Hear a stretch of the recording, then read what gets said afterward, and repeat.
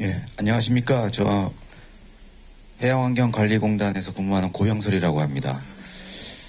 이번 시간에는 갯벌 체험과 생태계의 영향에 대한 강의를 준비해봤습니다. 즉, 방금 들으신 바와 같이 갯벌 체험이라 하면 당연히 갯벌에 들어가서 생물체를 잡고 그 생물에 대해서 공부하고 또는 갯벌에서 스포츠 행사를 한다거나 산책을 한다거나 그러면서 갯벌을 느끼고 배우는 것으로 이렇게 잘못 많이들 알려져 왔는데요.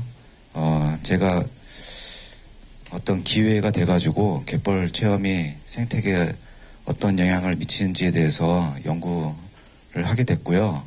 그 연구 결과에 따라서 또 훈령도 만들어졌고 그래서 거기에 대한 내용들을 좀 살펴보고요. 그리고 여러분들이 시흥갯벌에서 그 생태 안내인으로 활동하면서 과연 이런 것들이 어떻게 적용될 수 있는지 한번 고민해보는 시간 갖도록 하겠습니다.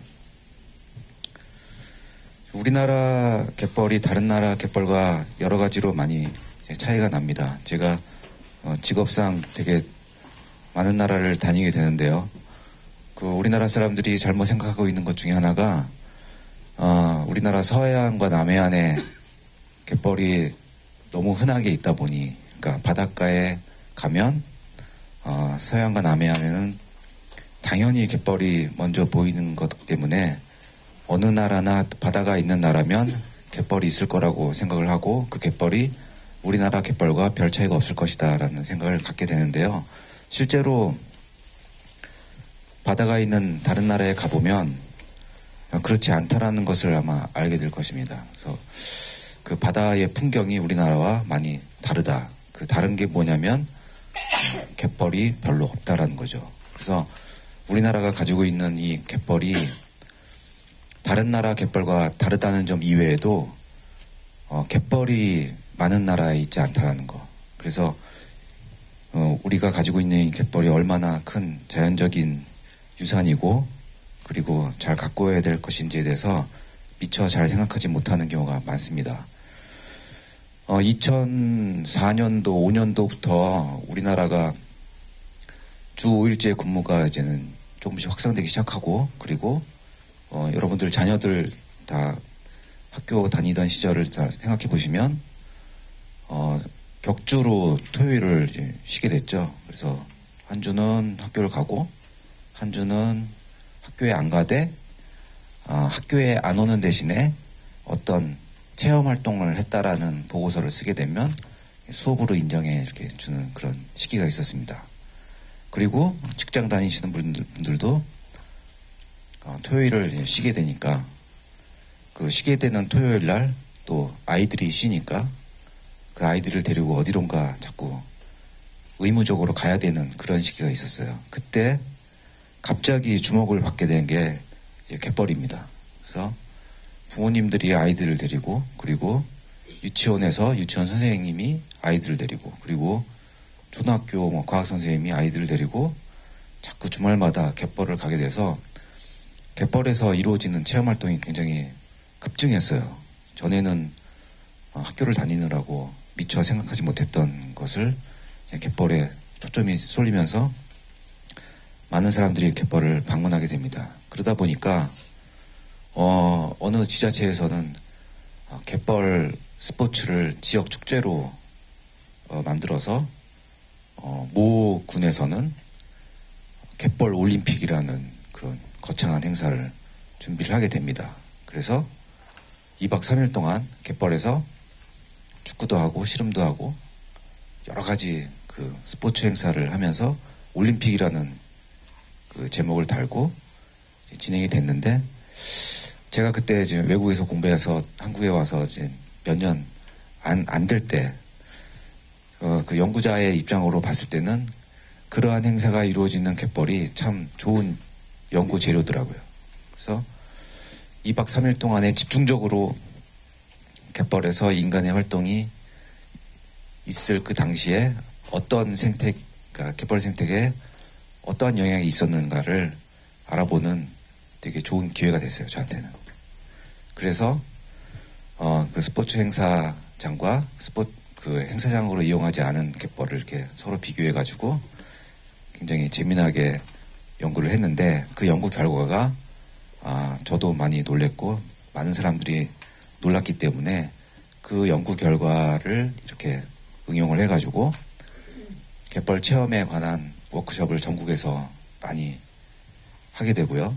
그래서 공감대를 형성하게 돼가지고 그때 해양수산부가 갯벌 체험활동 등에 관한 관리지침이라는 조그만 훈령을 이제 만들어내게 됩니다. 근데 그러한 그 갯벌 체험과 관련된 그 제도가 만들어지게 되는 이유 중에 하나는 우리나라처럼 갯벌을 많이 이용하는 나라가 없기 때문에 그러한 훈령이나 제도나 법률은 아마 전 세계에서 우리나라가 유일하다고 생각합니다. 그래서 제가 지금까지 갯벌을 쭉 연구해 가면서 다른 나라의 갯벌과 우리나라 갯벌이 여러 가지 차이점을 발견하게 됐는데요. 이거는 이제 다른 인터넷이나 책에서 볼 수 없는 그런 사항들입니다. 그러니까 여러 가지 갯벌의 기능들에 대해서는 신문이나 인터넷에서 많이 접할 수 있지만 제가 이렇게 정리한 거는 제 나름대로 다르게 정리해 본 것입니다. 첫 번째로 우리나라 갯벌은 엄청난 수산물의 공급지입니다. 그래서 그 다큐멘터리에서 어촌 모습을 이렇게 보시면 알겠지만 상당히 그 밥상이 풍부합니다. 어촌 마을의 밥상이. 왜냐하면 그 갯벌에서 얻을 수 있는 그 수산물은 경작이 아니죠. 씨를 뿌리고 그 다음에 잡초를 뽑고 비료를 주고 그리고 1년에 정해진 시간 그 일정한 시기 때 수확을 하는 그런 곳이 아니라 언제든지 가서 완성품을 가져올 수 있는 그런 곳입니다. 근데 이것이 왜 다른 나라 갯벌과 다르냐 하면 갯벌을 가지고 있는 나라들 중에서도 우리나라처럼 갯벌에서 많은 수산물을 밥상 위에 올리는 나라가 없더라고요. 그러니까 상상을 해보시면 예를 들어서 조개 하나만 보더라도 조개를 생으로 구워 먹고 그리고 까서 회로 먹고 그 다음에 소금에 절여서 젖으로 담가 먹고 그리고 국에 넣어 먹고 그리고 굉장히 여러 가지 방법으로 먹죠. 근데 그 조개의 종류가 굉장히 다양하고 조개뿐만이 아니라 낙지 등등 해가지고 거의 못 먹는 그런 해산물이 없을 정도로 갯벌에서 많은 거를 먹고 있죠. 반면에 갯벌이 발달된 다른 나라에서는 이것이 그 먹거리라는 것이 그 수세대를 거쳐서 온 우리 전통 문화이기 때문에 조상들이 먹지 않은 거는 현세에도 먹지 않습니다. 그래서 아무리 많은 수산물이 갯벌에서 천지에 날려 있어도 조상들이 먹어오지 않았던 거기 때문에 먹지 않습니다. 그래서 프랑스도 대서양에 그 많은 갯벌들이 펼쳐져 있지만 그 갯벌에서 수산물로 먹는 거는 굴과 홍합 정도입니다.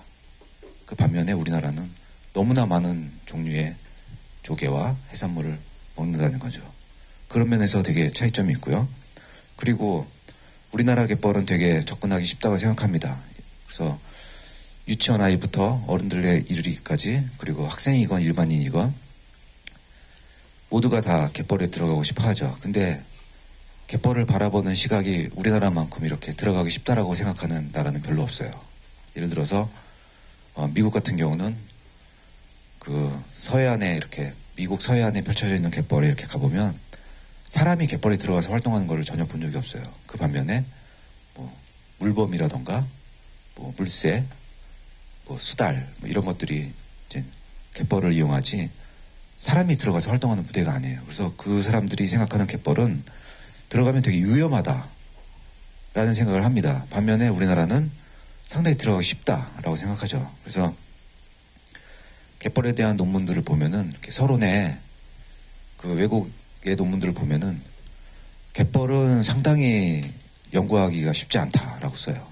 왜냐하면 갯벌에 들어가는 것 자체가 위험하고 힘들기 때문에 내가 했던 이 연구는 굉장히 힘들었다라고 씁니다. 근데 이상하게 우리나라 사람이 쓴 논문의 서론을 보면 갯벌은 접근하기 쉽기 때문에 연구하기 참 좋은 곳이다라고 씁니다. 그 정도로 갯벌은 바다에 들어가는 사람으로서 배가 없이도 들어갈 수 있는 그런 곳으로 생각합니다. 즉 장화만 있으면 누구라도 들어갈 수 있는 곳으로 생각하죠. 그러다 보니까 우리나라 갯벌의 이용 강도가 굉장히 높습니다. 다양한 요리법은 처음 말씀드렸고요. 그리고 현장학습, 갯벌에서 이렇게 많은 현장학습이 이루어지는 나라는 저는 전 세계에서 우리나라가 유일한 것 같습니다. 그리고 그 갯벌에서 체험하는 것을 어느 지자체의 그 슬로건으로 내세워가지고 지자체를 홍보하는 곳이 되게 많습니다. 예를 들어서 지금은 이런 얘기를 잘 안 쓰지만 얼마 전까지만 해도 어촌 어미니티라는 얘기를 그 시의 슬로건으로 세워가지고 이 어미니티가 뭐냐 그랬더니 예전에는 갯벌이나 바다에서 생계활동을 하기 위해서 활동을 했지만 이제는 시대가 달라져가지고 도시에 있는 사람들이 도시에서 받은 스트레스를 바다에 와서 풀기를 원하는데 어업인들이 하고 있는 그런 활동들을 이렇게 대신 체험하면서 스트레스를 풀고 그 다음에 바다에 대해서 이제 바다로부터 힐링을 받고 다시 도시로 돌아가는 그런 것을 이제 어촌 어메니티라고 하는데 이것도 상당히 다른 나라랑 다른 것이고요. 그리고 어느 우리나라의 한 지자체에서는 갯벌을 대상으로 찍는 사진 작가들의 모임이 있고요. 그리고 갯벌만을 그리는 화가들의 모임이 있어가지고 1년에 한 번씩 그 전시회를 합니다. 갯벌만 가지고 이제 다루는 거죠. 그러다 보니까 이 갯벌이 굉장히 예술가들의 좋은 소재로 된다는 거죠. 이렇듯 우리나라 갯벌은 정말 상상을 초월할 정도로 많은 이용을 하고 있습니다. 근데 지금 여기 앉아 계신 분 중에 뭐 친척분이나 아니면은 본인이나 아니면은 주변에 있는 사람들 중에 그 갯벌에서 뭐 양식업과 관련된 일을 하시는 분 계세요? 혹시? 예, 혹시 없는데요. 그 다른 데서 강의를 해도 그런 분 계십니까? 그러면 손을 안 들어요. 그리고 제 강의가 다 끝난 다음에 이제 복도에서 이제 얘기를 합니다. 아, 제가 이런 양식업을 하는데 뭐 얘기 잘 들었다 이런 식으로. 제가 왜 이런 얘기를 하냐면 제가 이게 5년 동안에 연구한 것을 이제 하나의 그림으로 요약하려면 이렇게 요약할 수가 있는데 그 갯벌에서 살고 있는 여러 생물들이 어떻게 일생을 보내는가 그걸 이제는 우리 전공용어로 이제 생활사라고 하는데 그 인간인 경우에는 인생이라고 하죠. 인생사 어떻게 태어나서 어떻게 살다가 어떻게 죽었느냐를 이제는 쭉 이야기하는 것을 인생사 또는 인생이라고 하는데 그 이상하게 그 사회학자들은 그 동물과 인간을 동격시하지 않는 그런 습관이 있어요. 그래가지고 그 다른 생물들의 이런 인생사를 인생사라고 얘기 안 합니다. 그건 이제 사람에게만 해당되는 얘기고요. 이런 동물들의 그 일생을 이제 생활사라고 얘기하는데 똑같습니다. 이제 사람의 인생이랑 똑같은데 제가 연구한 거는 이제는 갯벌에서 살고 있는 어떤 갯지렁이에 대한 그 일생을 연구를 했는데요. 요 그림 한 장을 그리기 위해서 제가 한 5년 동안 연구를 한 경험이 있습니다. 근데 제가 연구한 이 대상종이 갯지렁이일 뿐이지 여러분들이 머릿속으로 생각하고 계시는 갯벌에서 살고 있는 여러 가지 종들 또는 본인이 가장 좋아하는 갯벌의 생물 하나를 요 갯지렁이의 요 그림에 대입하시면 됩니다. 예를 들어서 뭐 바지락도 마찬가지고요. 뭐 백합 또는 뭐 불가사리 먹지는 못하지만 뭐 불가사리나 뭐 여러 가지 그 갯벌에서 우리가 볼 수 있는 여러 생물들을 여기다 이렇게 머릿속으로 상상해서 대입해 놓으시면은 이제 똑같은 상황입니다. 다 그런 건 아니지만 갯벌에 살고 있는 많은 생물들 중에 약 80%가 이와 같은 생활사를 가지고 있어요. 그래서 여러분들이 갯벌에 살고 있는 생물을 이렇게 관찰하다 보면은 갯벌 생물들은 한 곳에서 일생을 보내는구나라고 생각할 수 있을지 모릅니다. 왜냐하면 구멍을 뚫고 들어가 살거나 아니면은 헤엄을 못 치기 때문에 한 곳에서 아니면은 그 일정한 범위 내에서 일정한 그 일생을 다 보내다가 결국 수명이 닿으면 죽을 것이다 라고 생각을 할 것입니다. 그리고 실제로 많은 해양 생물학자들도 그렇게 생각을 해요. 근데 그거는 제 연구한 결과에 의하면 상당히 잘못된 겁니다. 그러니까 갯벌에 살고 있는 그 생물들을 이제 저서동물이라고 하는데요. 이 저서동물이라고 하면 이제 저층에서 살고 있는 동물이다. 그래서 이 저서동물의 특징이라 하면 뭐 행동력이 약해서 뭐 일생을 뭐 한 곳에서 살다 죽는다라는 특징도 있어요. 하지만 그것은 일생 중에 하나의 일부분의 특징이고, 요약해서 말씀드리자면 이 저서동물은 어미로서는 정말로 움직일 수 없는, 그러니까 어느 한 곳에 구멍을 뚫고 들어가 살거나 아니면은 집을 짓고 그곳에서 삽니다. 하지만 이 저서동물이 이제 산란기가 되면은 이제 바닷물이 들어왔을 때 알을 낳습니다. 일정한 시기가 되면 알을 낳는데, 그 알이 바닷물 속에서 정자랑 만나가지고 딱 이제는 그 탄생할 수 있는 그런 생명체로 되죠. 그 전에는 그냥 유기물이었다가 이제는 새끼로 태어날 수 있는 그런 생명체가 됩니다. 이 생명체의 그 상태를 이제 수정체라고 하죠. 그러니까 사람이랑 비슷하죠. 예? 우리가 정자랑 만나지 못한 남자는 계속 한 달에 한 번씩 배출하듯이 이 모든 생물들도 마찬가지입니다. 정자랑 만나지 못한 알은 그냥 죽어갈 수밖에 없는 거죠. 근데 정자랑 만난 그 알들은 이제 수정체가 돼가지고 거기서 새끼가 딱 태어납니다. 근데 새끼가 태어난 그 형태는 전혀 어미랑 형태가 다르기 때문에 플랑크톤, 부유생물의 상태로 태어나요. 그러다 보면은 이 플랑크톤이 수층을 떠돌아다니게 됩니다. 일정 기간 동안. 어떤 생물은 뭐 짧게 2, 3일, 어떤 생물들은 뭐 5주 내지 6주 동안 이제 떠돌아다닙니다.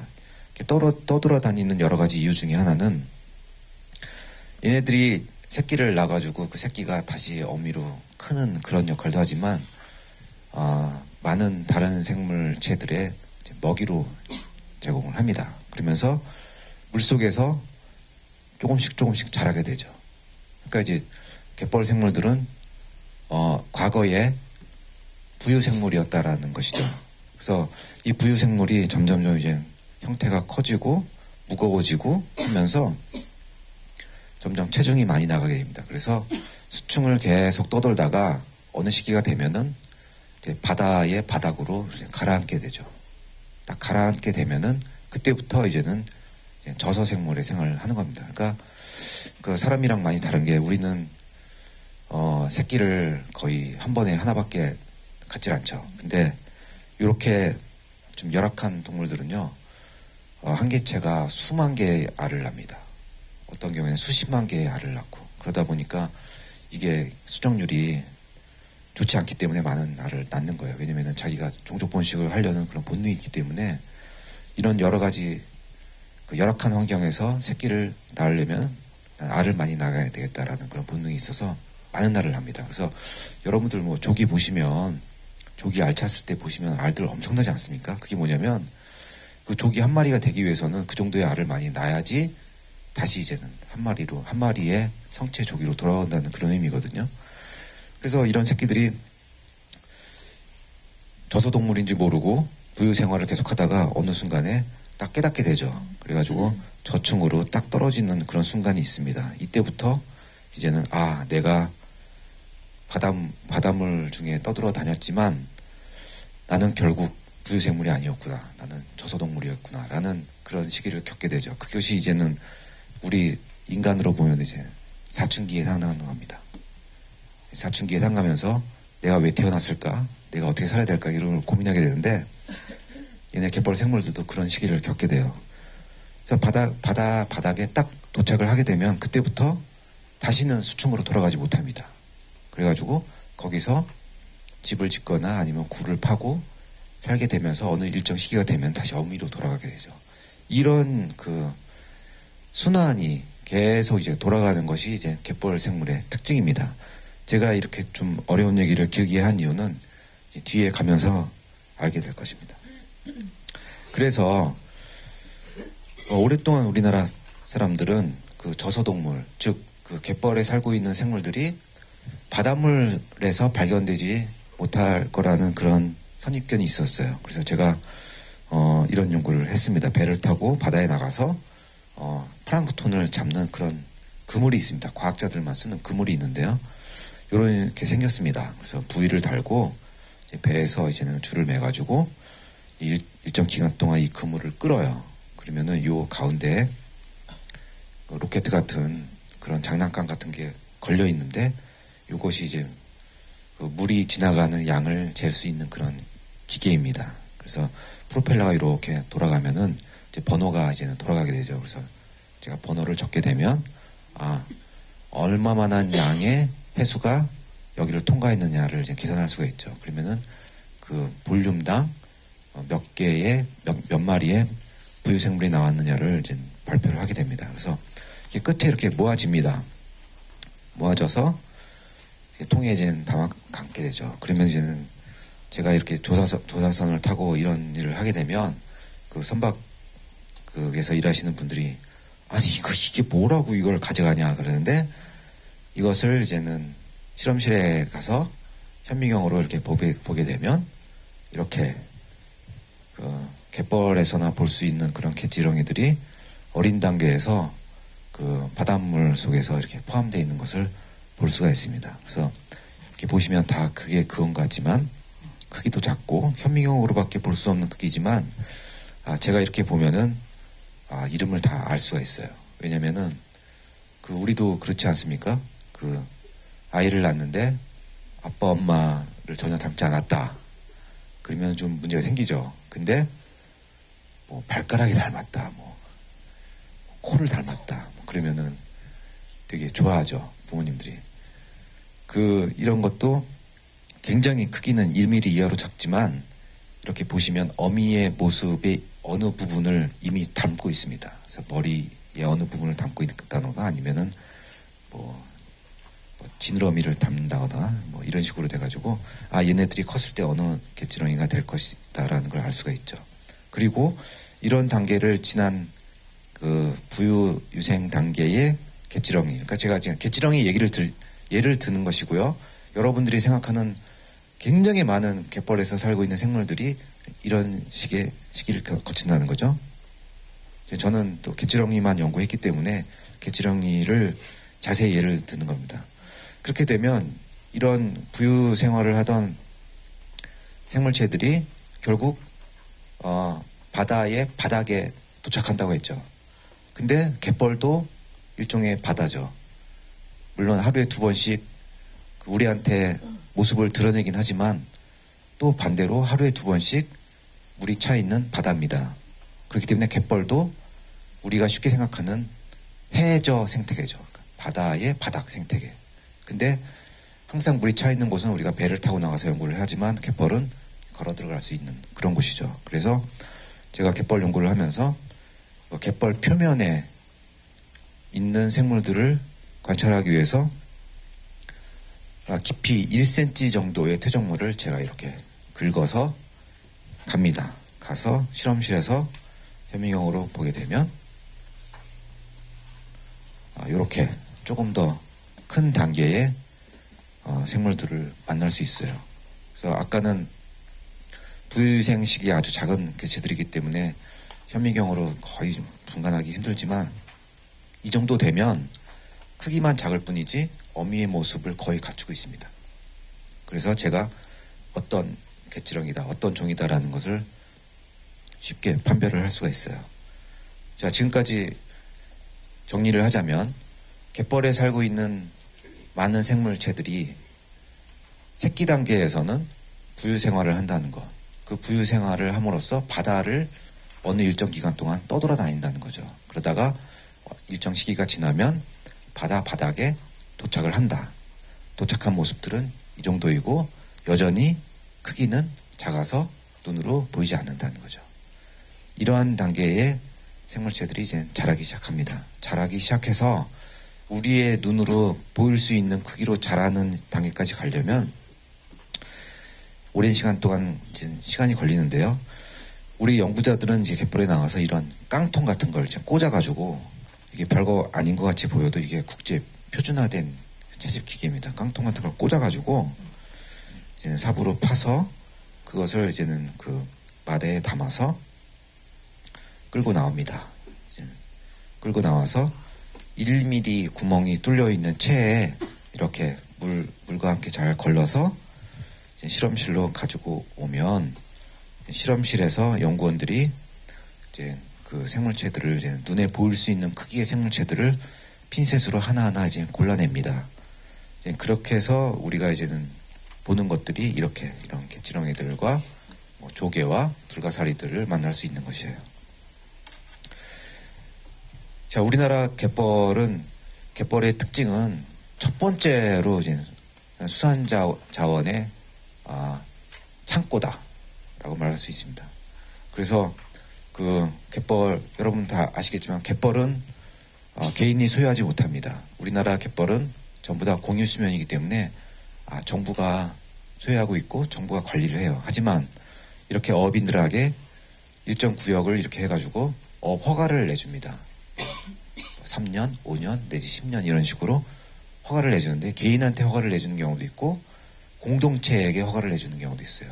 그런 경우에는 마을 어장이라고 그래가지고 어청계나 그 마을의 대표자가 그 어장을 관리를 하죠. 그런 경우에는 사람들이 그 어장에 못 들어가죠. 제가 지금 찍은 사진은 이제 우리나라에 몇 개 없는 이제 개인 어장인데 개인이 이제는 그 사용 허가를 받아가지고 바지락과 백합을 이렇게 계속 해가지고 우리한테 공급을 해줍니다. 뿐만 아니라 제가 앞서 말씀드렸듯이 갯벌에서 이렇게 스포츠 행사를 하기도 하고요.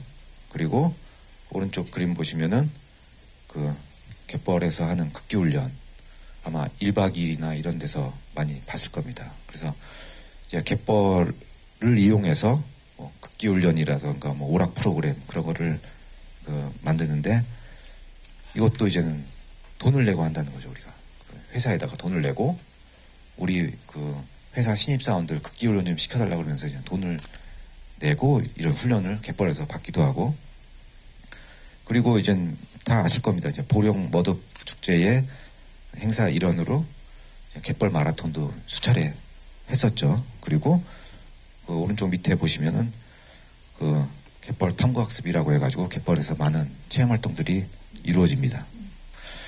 이러한 사진을 제가 외국 사람들이 많이 모여있는 그런 장소에 가서 이거를 발표를 하게 되면요. 그 나라에서 갯벌을 가지고 있고 갯벌을 관리하는 사람들이 벌어진 입을 다물질 못합니다. 한동안. 왜냐하면 기발하다는 거죠. 그러니까 갯벌을 이용해서 이렇게 많은 활동을 할 수 있다는 것은 본인들은 한 번도 상상하지 못했다라고 얘기합니다. 그래서 제가 처음에 말씀드린 것처럼 이 갯벌에서 스포츠 행사를 하는 데 가서 이제 연구를 하게 됐어요. 그래서 저 A 지역은 그러니까 골키퍼 자리입니다. 골키퍼. 축구 행사를 하는 골키퍼 자리고 B는 경기장 바깥이에요. 그래서 사람이 한 번도 들어가지 않은 곳이죠.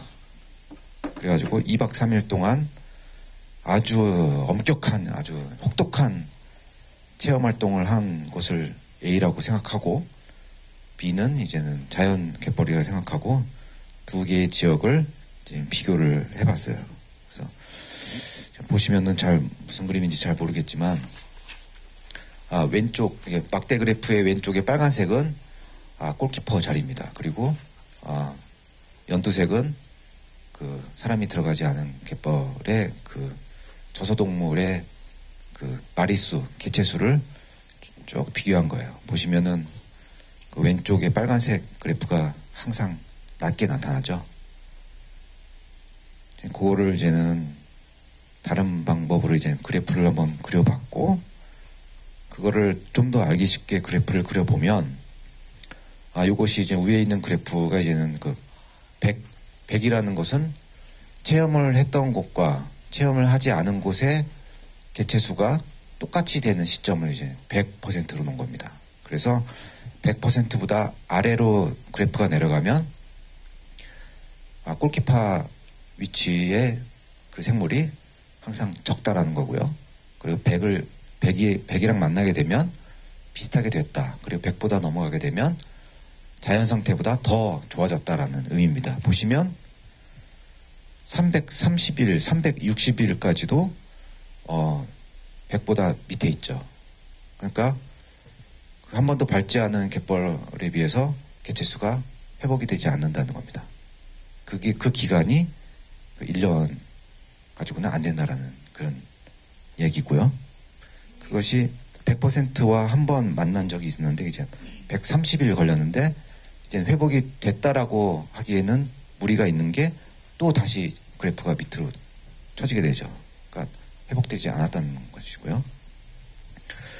두 번째 실험으로는 제가 그 초등학교 학생들을 데리고 그 갯벌에 가서 체험학습을 하게 됐어요. 그래서 그 25m 이렇게 줄을 이렇게 쳐가지고 A, B, C라는 구역을 제가 만들어 놨어요. 그래서 A에는 그 학생들을 집어넣을 때 그 갈고리랑 채집통을 줬습니다. 너희들이 그 채집할 수 있는 많은 생물들을 주어진 시간 동안에 최대한 한번 채집해봐라. 그래가지고 이 친구들이 이 갯벌에 들어가서 마음껏 채집을 하게 한 거고요. 그리고 B는 이제 못 들어가게 한 겁니다. 전혀 들어가지 못하게 했고, C는 학생들을 집어넣되 통을 주지 않았어요. 채집통을 주지 않고, 그리고 캐서 생물을 채를 관찰하고 모든 활동을 똑같이 하지만 그 생물체를 갖고 나오지 못하게 했어요. 그래서 그대로 바닥에 놓고 오게 했어요. 아주 재밌는 결과가 나왔습니다. 아까 보여드린 그 비슷한 그래프인데요. 이걸 보시면 그 채집을 했던 곳에서는 60일 동안 그 개체수가 아주 낮게 나타났는데 60일이 지나면서 이제는 회복이 되는 그런 현상이 있었습니다. 그리고 근데 이것은 제가 한 번 갯벌 체험을 하고 그 다음부터는 1년 중 아무도 못 들어가게 막았어요. 근데 우리나라에 그런 갯벌 체험장은 없다라는 것이죠. 한 번 학생들이 한 50명이 들어가서 체험을 하고 한 번 체험을 했으니까 이제는 어떤 체험도 하지 못합니다라고 출입금지 구역을 설정하는 곳은 제가 알고 있기로는 없는 걸로 알고 있어요. 그러니까 이게 가상의 시나리오를 한번 짜본 겁니다. 그랬을 때 한 번 체험 활동을 했을 때 60일 정도의 타격을 받더라라는 것이죠. 세 번째는 이게 이제는 그 갯벌 해병대 극기훈련장입니다. 이 극기훈련장을 그 운영하는 회사에 가서 물어봤더니 항상 그 훈련하는 곳이 정해져 있더라고요. 왜냐면 여기서 뭐 엎드려 뻗쳐하고 뭐 우르굴러 자르굴러 이렇게 하면서 조그만 조개 껍질이나 뭐 그 병 쪼가리 조그만 거 있어도 사람들이 다 다치기 때문에 수시로 가서 그 갯벌을 이렇게 청소하고 아주 그런답니다. 그렇기 때문에 훈련 장소를 옮길 수가 없대요. 그래서 항상 그 장소에서는 훈련을 한다는 겁니다. 그래서 제가 몰래 가서 보니까 훈련하는 장소가 따로 정해져 있더라고요. 그래서 보시면 이렇게 타이어가 이렇게 있죠. 타이어들이 이렇게 있습니다. 이 타이어가 이 회사 사람들이 이렇게 만들어 놓은 표식이에요. 그 안에서만 훈련을 한다는 것이죠. 그래서 상당히 좋은 연구 재료다 그래가지고 항상 훈련하는 곳과 훈련하지 않는 곳을 지금 비교를 했습니다. 이런 극기훈련장은 아마 우리나라 대부분의 갯벌에서 이루어지는 갯벌 체험 활동장과 비슷합니다. 왜냐하면 연중 개방되어 있기 때문에. 이 그래프를 보시면 180일, 200일 동안 상당히 적은 개체수를 유지하고 있죠. 그리고 한 번 회복된 그래프가 찍히긴 했지만 결국은 다시 내려옵니다. 그래서 1년 내내 타격을 받고 있다라는 그런 연구 결과입니다.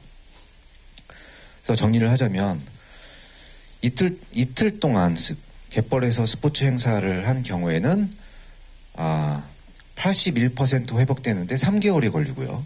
그리고 생물을 관찰하는 그런 갯벌에서는 30분 동안 관찰했을 경우에는 80% 회복되는데 2개월이 걸리고, 그리고 국기 훈련장으로 연중 사용하는 곳에서는 그 회복이 되지 않는다는 것을 알게 됐어요. 그래서 이 제 연구 결과를 여기저기서 발표함에 따라서 그 갯벌 스포츠 행사를 매년 하려고 했던 어느 지자체의 행사가 사실상 1회로 종료가 됐습니다. 그러니까 이렇게 영향을 미친다는 행사를 가지고 지역 축제로 할 수가 없겠다라는 이제 그 군수의 결정에 따라서 우리나라는 갯벌 올림픽 행사는 한 번 하고 다시는 개최되지 않습니다. 그래서 그때 이 행사를 주관했던 그 공무원들이 아주 저를 아주 원흉으로 생각했어요. 뭔가를 좀 지역 축제를 새로 만들어가지고 잘해보려고 했는데, 내가 이런 연구를 함으로써 완전히 초를 쳤다. 그래서 다시는 이런 행사를 못하게 됐다. 그런 경우가 있습니다. 그러면 그 외국에선 어떻게 하고 있느냐. 그래서 저 프랑스 갯벌 체험장을 한번 어떤 그 다큐멘터리를 만드는 계기로 해서 한번 다녀왔는데, 요거 제가 찍어온 겁니다. 제가 제 카메라로 찍어온 건데요. 갯벌 체험장 앞에 설치되어 있는 그 주의사항을 이제는 찍어온 거예요. 우리나라 갯벌 체험장 같으면은 좀 그럴듯하게 그 만들었을 텐데, 역시 프랑스라서 그런지 그냥 나무 판때기에다가 페인트로 썼더라고요. 요거를 잘 보시면 지정된 곳에서만 갯벌 체험이 가능합니다. 라고 되어 있고요. 그리고, 이곳에서 그 채집물은, 외부에 팔 수가 없습니다. 이건 법으로 되어 있어요. 프랑스는. 그래서 그 프랑스 사람들이 제일 좋아한다는 굴과 홍합도 슈퍼마켓에서 사면요, 박스에 이렇게 포장되어 있는데, 어느 지역에서 누가 양식을 했고, 그 양식물을 어느 기관에서 위생검사를 거쳐서 어느 경로를 통해서 여기까지 오게 됐다라는 그 이력이 딱 붙습니다. 그래가지고 그것을 먹고 만약에 탈이 났다 그러면은 역추적해가지고 어디서 이 해산물이 문제가 되느냐를 추적해가지고 밝혀낼 수가 있어요. 근데 우리나라는 자연산이라고 하면 엄청 좋아하죠. 그러니까 그 자연산이라고 하면 양식되지 않고 그냥 일반 갯벌에서 캤다라는 것인데, 누가 캤는지, 어디서 캤는지, 누가 검사했는지 사실 알 길이 없죠. 그걸 먹고 만약에 탈이 났을 때 누구한테 호소를 하겠습니까? 사실 방법이 없어요. 그 판 사람한테 가서 병원비를 물어내려고 할 수도 없고. 그러다 보니까 이 사람들은 갯벌 체험을 하되 본인이 캔 해산물은 본인이 먹고 죽든지 말든지 책임을 묻지 말라는 거예요. 그리고 그것을 갖다 유통시키지 말라는 거예요. 그게 이제 우리나라랑 굉장히 차이점입니다. 그리고 굴을 채취하려던 사람은 1인당 하루에 5kg 이상은 채집하지 말아라. 그러니까 더 이상 그것을 넘어가면 안 된다고 되어 있고요. 그리고 조개인 경우에는 어떤 종을 지칭한 게 아니고 크기를 제한합니다. 3.5cm 이상 되는 조개만 가져가라라고 되어 있어요. 근데 만약에 이런 갯벌 체험장이 누가 이렇게 해양 경찰이 와가지고 지키고 이렇게 갯벌 체험을 다 마치고 나가는 사람들 무기를 달고 채집한 조개의 크기를 재진 않겠죠. 하지만 이렇게 규정을 만들어 놓고 언제 한번 1년에 한 번 그걸 나갔을 때 이거 어긴 사람들은 엄청난 벌금을 내게 됩니다. 그러니까 그런 엄격한 규정이 있다라는 것이고요. 그리고 독일 같은 경우에는 이제 와데네 갯벌이라고 독일과 네덜란드, 덴마크 3개국이 이제 동시에 관리하는 그런 국립공원으로 지정된 갯벌이 있는데, 거기에는 갯벌 체험을 할 수 있는 갯벌이 0.1%밖에 안 돼요. 그것도 그 지정된 곳이면 아무나 들어갈 수 있는 것이 아니라 미리 사전에 예약을 해야 됩니다. 예약을 해서 가이드가 어느 명수 이상을 데리고 못 들어가게 돼 있어요. 그래서 뭐 20명이면 20명, 뭐 10명이 10명 해가지고 그 가이드가 그 사람들을 반드시 데려가야 되고요. 그리고 정해진 길을 따라서 이동한다라는 것이 이제 그 사람네들의 그 팜플렛에 나와 있고요. 그리고 보시면은 아무도 삽이나 홈이나 뭐 갈고리를 가지고 있는 학생들이 한 명도 없죠. 이것은 이제 그 가이드가 적당량을 채집해서 아이들한테 보여주고 다시 놔준다는 거죠. 그리고 이제 정해진 구역 내에서만 갯벌 체험을 할 수 있도록 이렇게 돼 있습니다. 제가 이 2시간 동안 여러분들한테 하고 싶은 얘기 딱 한 가지 있는데요. 이렇게 그러니까 갯벌 체험을 뭐 제안을 하고 무분별한 갯벌 체험은 지양을 해야 되고 뭐 여러 가지로 이제 감성적인 호소보다는 이렇게 과학적으로 갯벌 생물들이 어떻게 살고 있는지를 알고 그 다음에 바닷속에서 그런 새끼들이 발견이 되고 갯벌 그 표층에서 그런 새끼들이 발견이 됐다면 이거는 과학적으로 이미 밝혀진 사항이니 그러면은 우리가 이 생물들을 어떻게 보호해야 될 것이냐.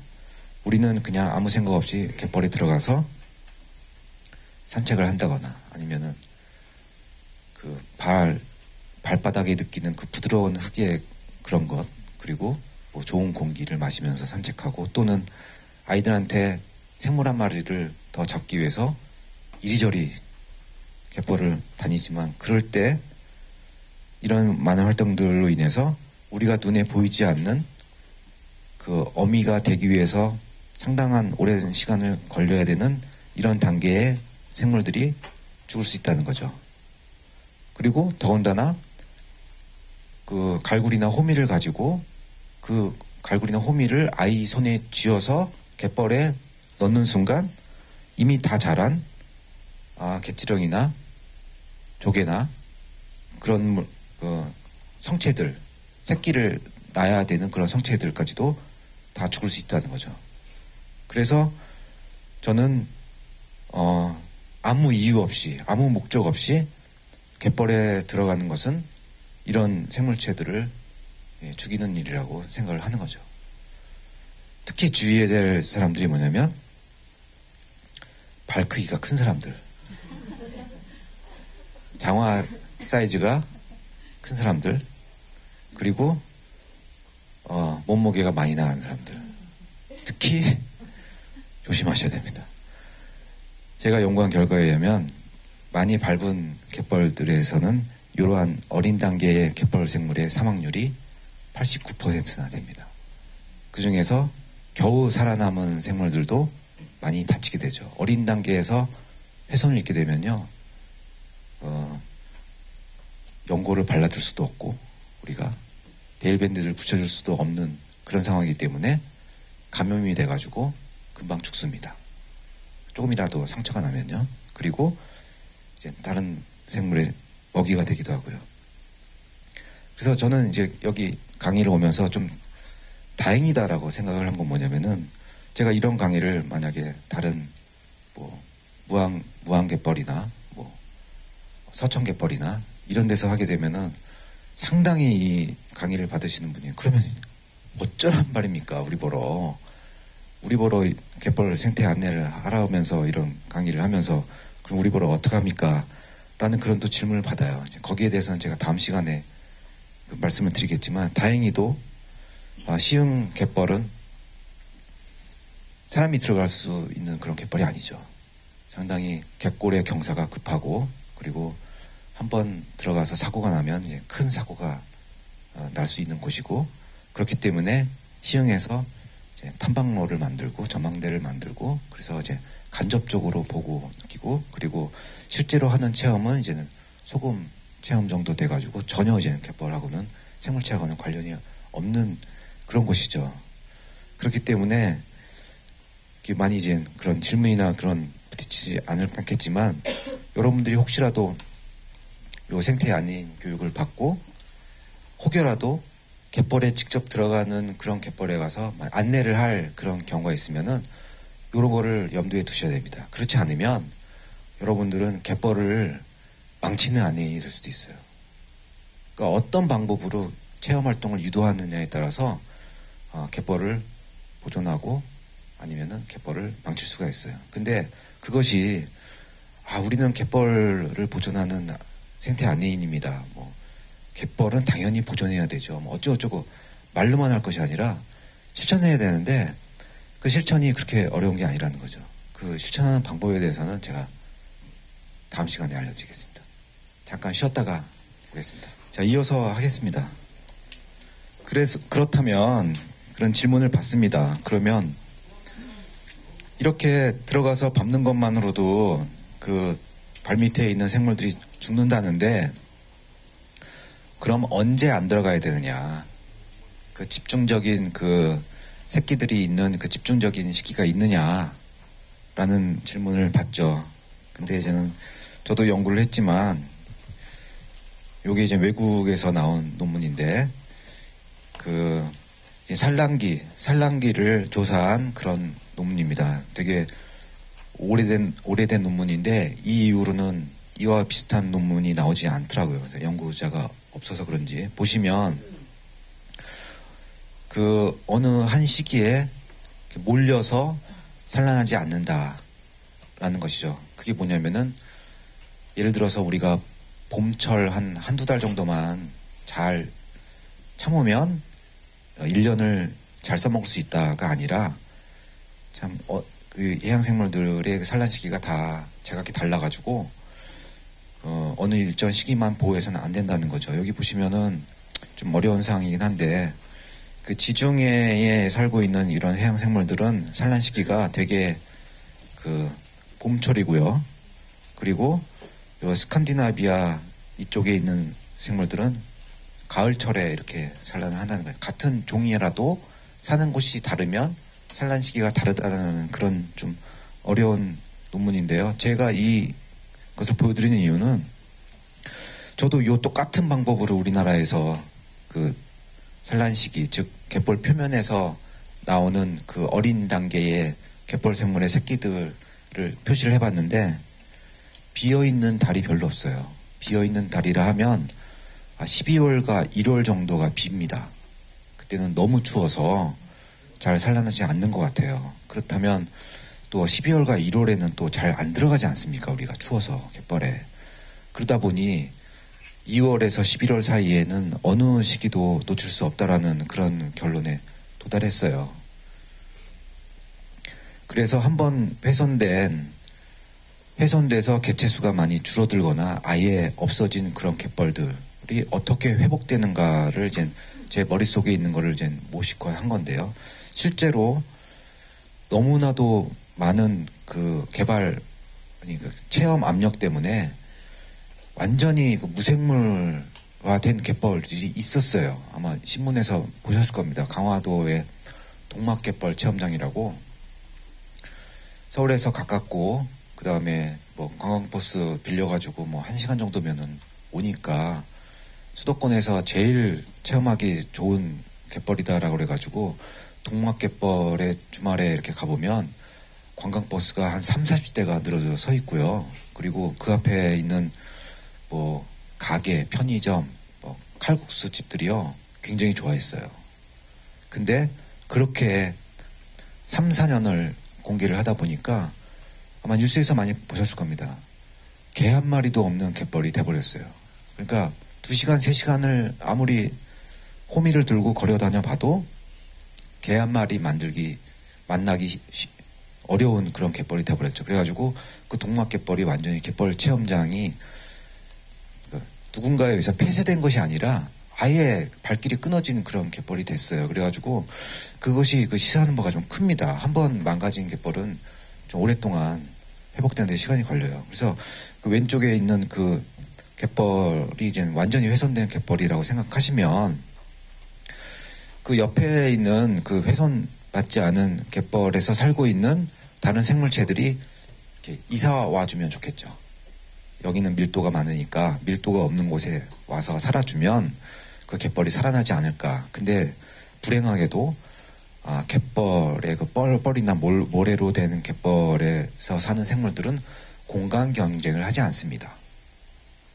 안반 갯벌에 있는 생물체들은 공간 경쟁을 해요. 예를 들어서 따개비나 뭐 총알고둥 뭐 이렇게 안반에 붙어서 사는 생물들은 서로 자기 자리를 차지하려고 경쟁을 해요. 싸움도 하고. 그리고 먼저 붙은 사람이 임자여서 그 위에 다른 생물체가 붙는 경우 별로 못 보셨죠.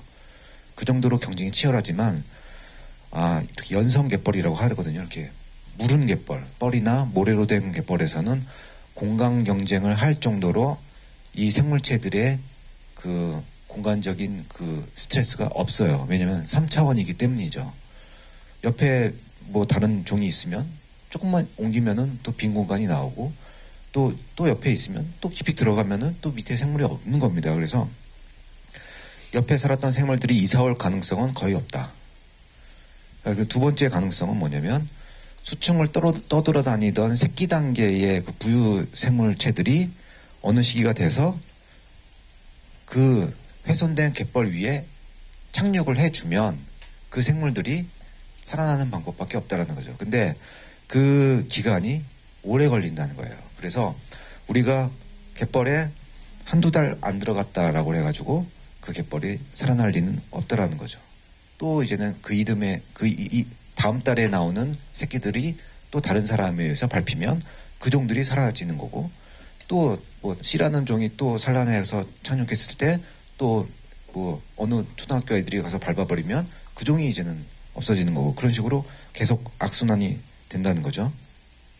그러기 위해서는 우리가 시간을 좀 줘야 된다. 그래서 제가 제안하는 건 뭐냐면은 어차피 교육의 목적과 여러 가지의 그 용도로 그 체험인들을 모시고 갯벌에 들어갈 수밖에 없는 상황이라면 교육적인 목적으로 들어갈 수밖에 없는 상황이라면 이렇게 일렬로 들어갔으면 좋겠다라는 생각을 해봤어요.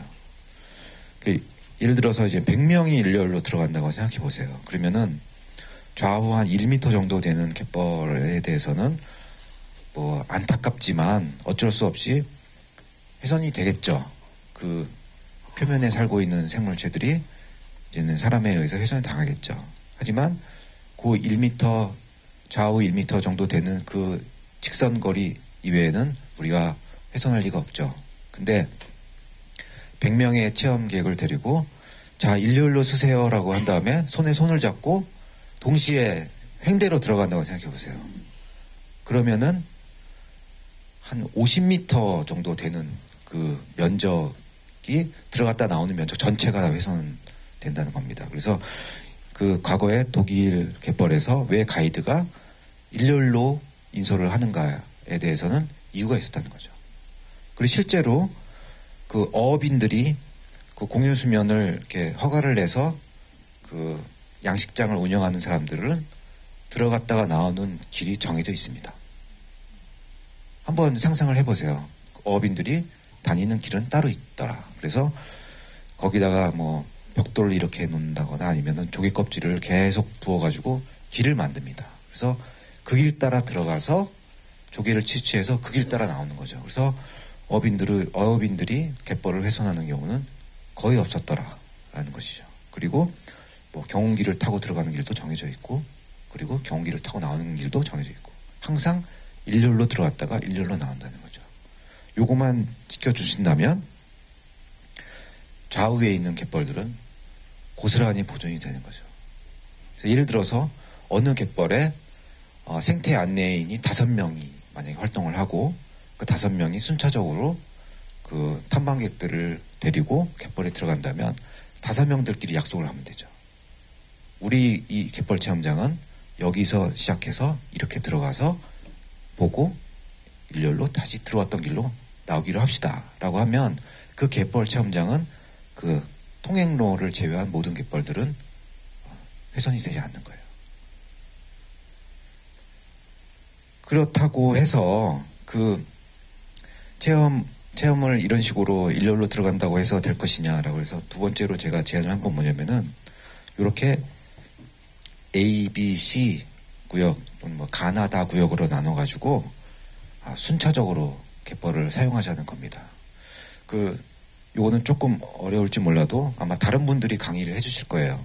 갯벌에 사는 생물들은요, 갯벌 상부, 중부, 하부에 사는 생물이 다릅니다. 그래서 갯벌 체험 방문자를 데리고 해안가를 계속 이렇게 걸어 다니는 거는요, 한두 종밖에 보여주지 않겠다라는 거예요. 해안가를 따라서 이렇게 다니면은 몇 종이 있지 않습니까? 그 만나던 생물들이 평행적으로 계속 만나게 돼요. 계속. 총알고동을 만나게 됐다, 아니면은 뭐 서해비단고동이 있다, 그러면은 계속 총알고동과 서해비단고동만 만나게 되는 거예요. 그래서 여러 가지 생물을 만나려면 갯벌 상부도 봐야 되고, 중부도 가야 되고, 하부도 가야 돼요. 그러니까 갯벌의 바다 쪽으로 들어가면 들어갈수록 생물체들이 계속 바뀝니다. 어느 생물체가 있다가 점점 사라졌다가 다른 생물체들이 나타나고, 그래서 생물을 공부하기 위해서는 갯벌의 상부부터 하부까지 전부 이렇게 들어갔다가 나오는 것이 좋은 교육이에요. 그러다 보니까 이렇게 세 구역으로 나눠서 2014년도에서는 우리가 체험객들을 요 A 구역을 합시다 라고 약속을 하는 거죠. 요거는 이제 제가 경험한 바로는 이제 말뚝 같은 것을 이렇게 박아 놓으면요, 되게 힘들이지 않고 잘 들어갑니다. 이렇게 계속 돌리면요, 쑥 들어가요. 1m 이상씩 들어가요. 그리고 그것이 한 1년 이상 유지가 됩니다. 그래가지고 이 말뚝을 이렇게 박아놓고, 우리 갯벌 체험장은 이렇게 올해는 여기를 운영합니다. 그리고 양옆에 있는 갯벌 체험장들은 내년과 후년에 운영하기로 돼 있습니다. 라고 약속을 한다면, 이쪽에 이제는 체험을 1년 동안 열심히 했어요. 그리고 말뚝을 박은 곳으로 이제는 출입을 했어요. 그리고 상부, 중부, 하부에 있는 갯벌들을 관찰을 하고 이제 좋은 교육을 했어요. 그러면 2015년도에는 요 옆으로 옮기는 거죠.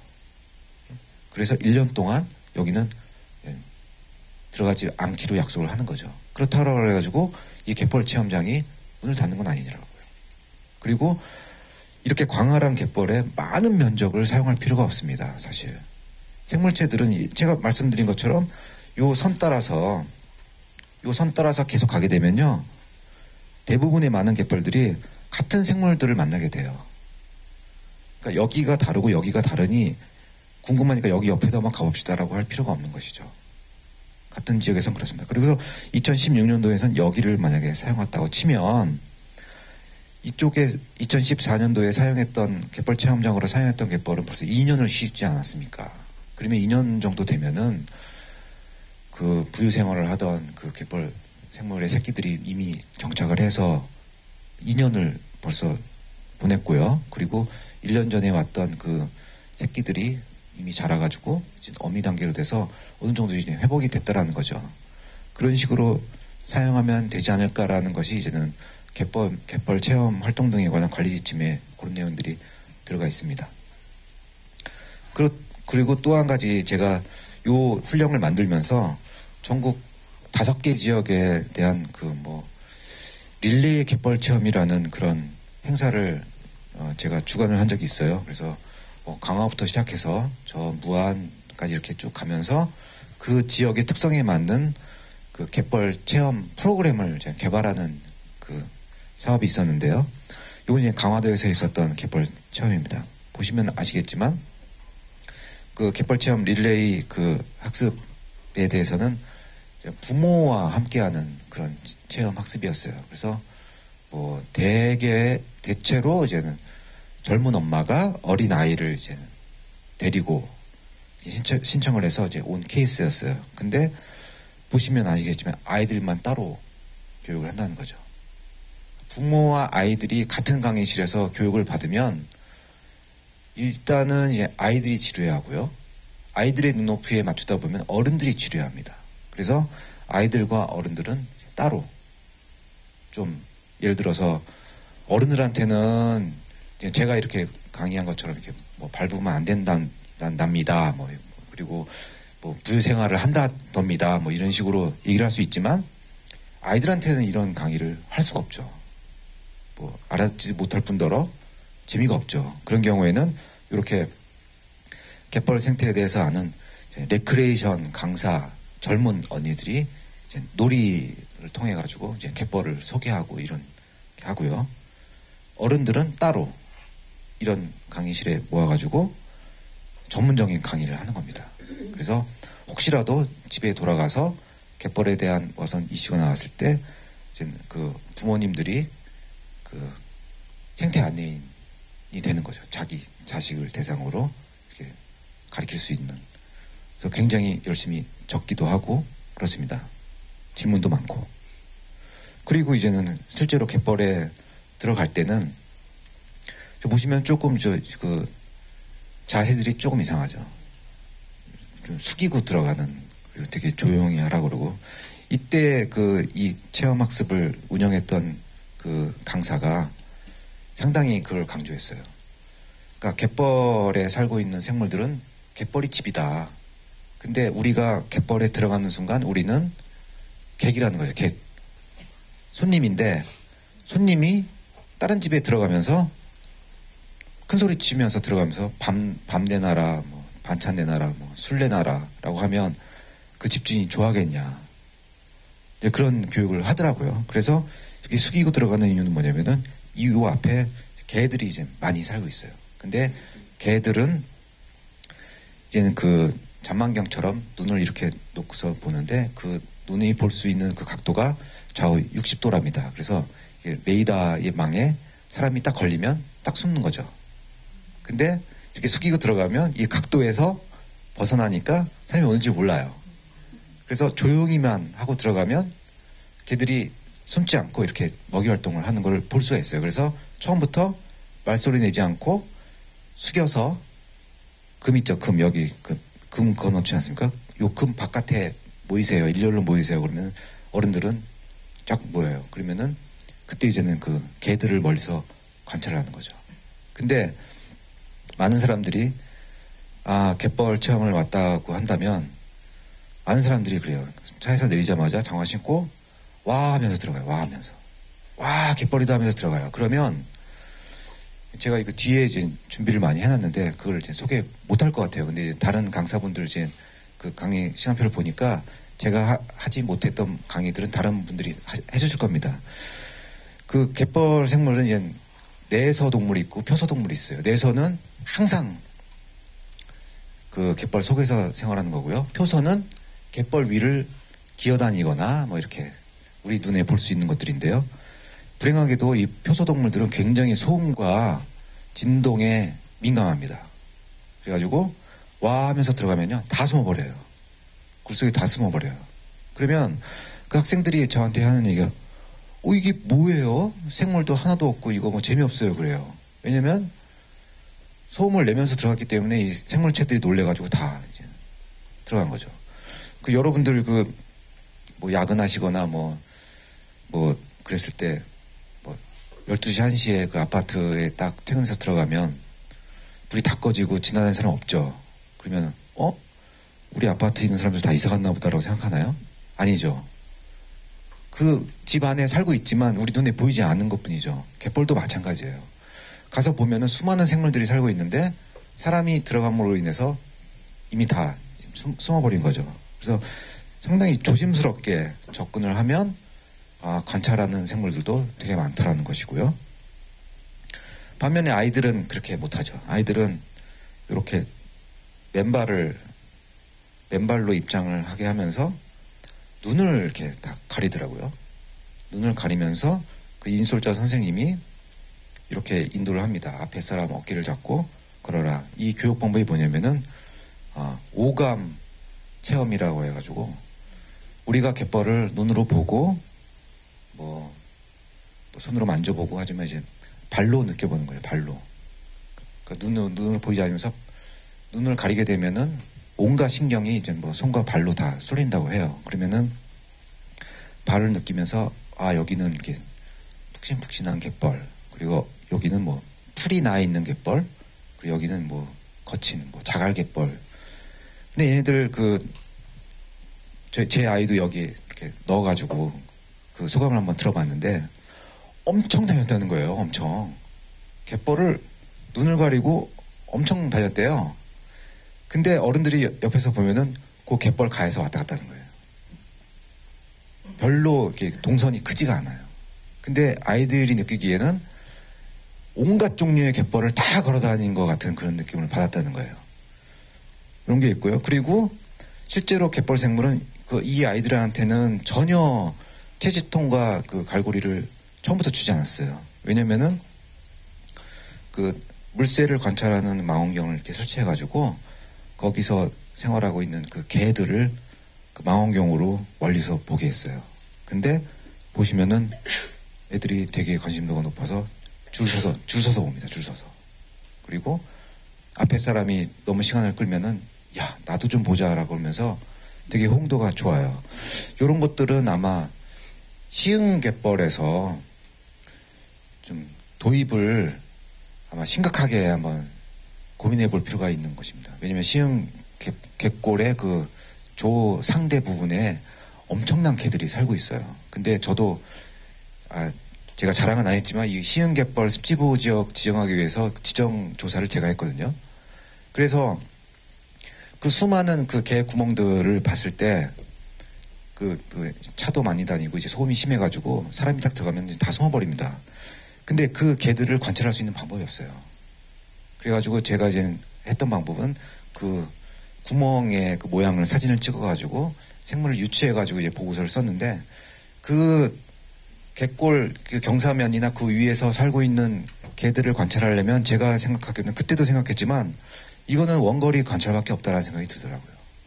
그러기 위해서는 이렇게 성능 좋은 망원경을 활용하는 방법도 있습니다. 비도 오고 굉장히 날씨가 안 좋았지만 그 체험 활동이 마치고 집으로 귀가하는 아이들의 표정이 되게 밝아요. 이제 아이들의 표정은 거짓말을 하지 않다는 거죠. 이렇게 해도 그러니까 생물체를 잡고 채집하고 막 집에 가져가겠다고 막 고집부리지 않아도 상당히 만족스러운 체험 활동이 가능하다라는 걸 한번 제가 경험한 적이 있고요. 요건 이제는 아까 어른들의 오감 체험 하는 장면인데요. 요것이 우리나라 갯벌에서 흔히 볼 수 있는 그런 장면입니다. 자, 왼쪽의 그룹들은 어떻게 하면은 갯벌 체험을 갯벌을 보존하면서 잘할 수 있을까 연구하는 그런 시민단체들의 체험학습장이고요. 그리고 저 멀리서 점 2개 보이시죠? 어업인들이 조개를 캐서 가져가는 장면입니다. 그리고 저 오른쪽에 두 사람 보이시나요?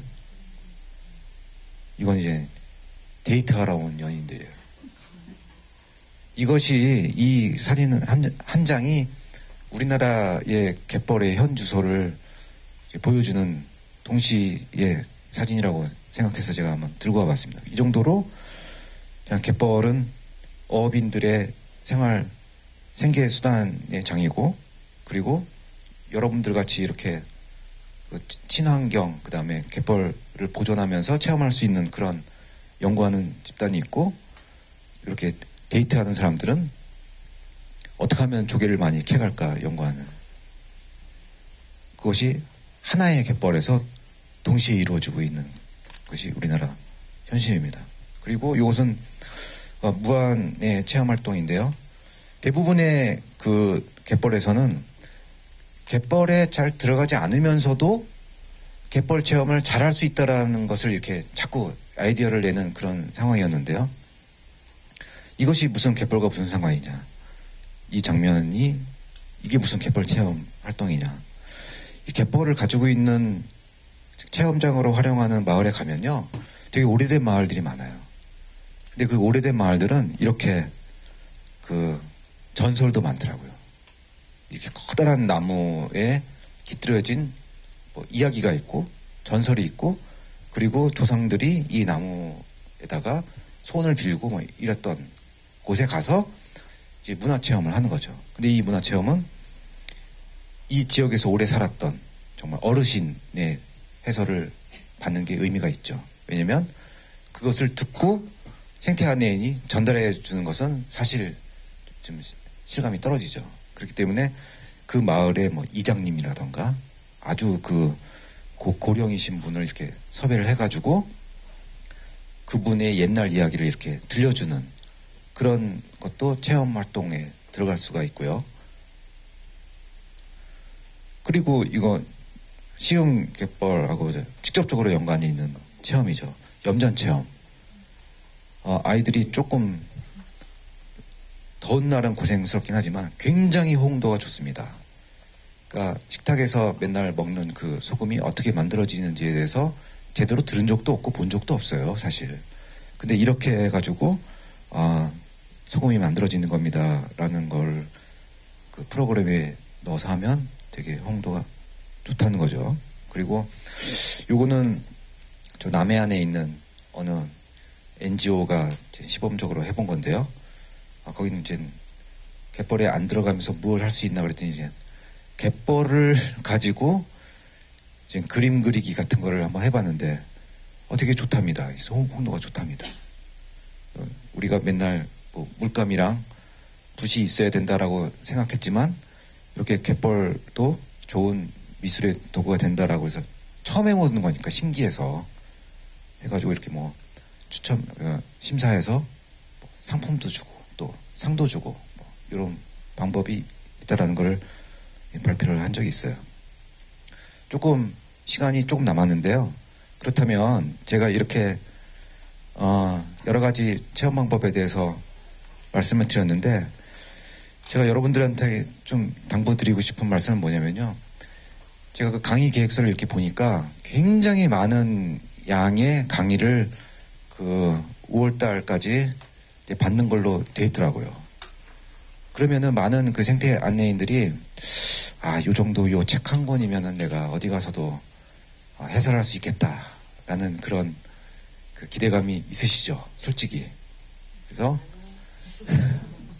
그 어느 교수님이 뭐라고 얘기한 거 내가 따다가 얘기해야지. 뭐 누가 얘기한 거 요거 좋은 내용인 것 같은데 내가 한번 써먹어봐야지. 요렇게 하면은 뭐 한두 시간 정도 이야기거리가 생기지 않을까 이렇게 생각하실 분들도 계실 거예요. 근데 제 경험으로는 남이 했던 강의를 이렇게 똑같이 하는 거에 대해서는 별로 전달력이 별로 없습니다.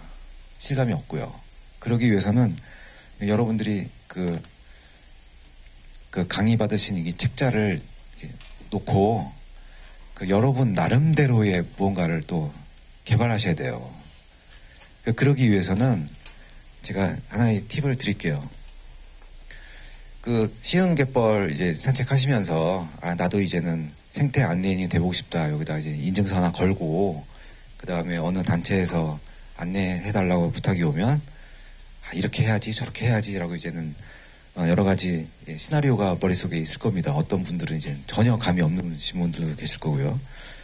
근데 이렇게 다니시다가 흔히 볼 수 있는 그런 생물체들 있죠.